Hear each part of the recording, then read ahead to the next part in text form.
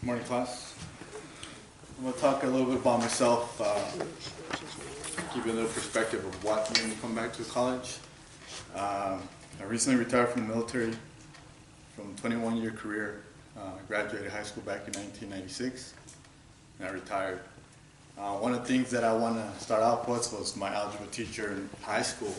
She told me, Jose, either you go to college or you don't, but time will pass.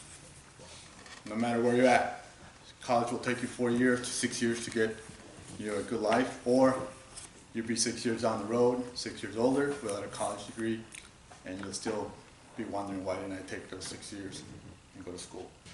Well, I didn't do it, but I took a 20-year career. I finished. It was very, very good experience for me altogether to be able to travel the world. I saw the world. You couldn't imagine the things that I've seen. I don't recommend you see some of the stuff that I saw because of my deployments, but nevertheless, it made me the man that I am today. And after a 21-year break, I decided to listen to my algebra teacher back in 1996 and go back, and I visited her at high school. She's still teaching, and I told her, you know what, I'm going to school.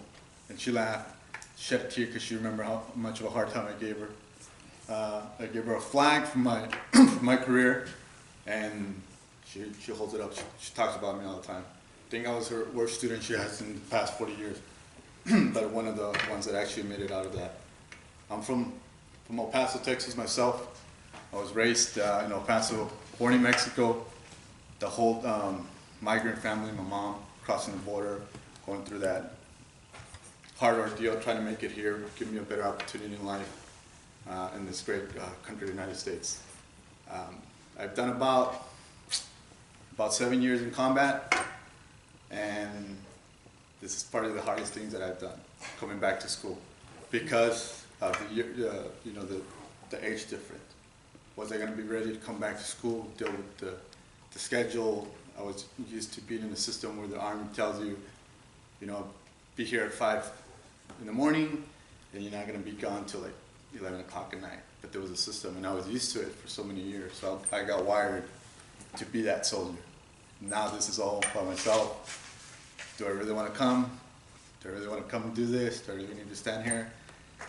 So it takes a little bit more fortitude to be able to come up here and do so. So what do I want to do now? I want to become a counselor. I tried to become a nurse,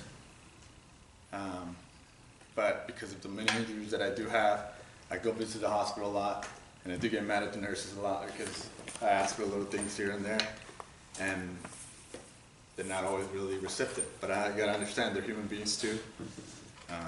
But I decided to become a counselor. I got a lot of things to offer, a lot of things that I could bring to the table for a lot of people that are yet to wanting to experience the life that I lived. So if you guys have any questions, please don't ask me about the Army, please don't ask me about stuff like that. I'm not a recruiter, but anything else that has to do with life, the stuff that I've seen, the 9/11 memorial, I was there like 3 days prior to that happening, so that made me realize that might have been my calling, and that's why I stayed in the Army for so many years. But here I am, and I'm glad to be here.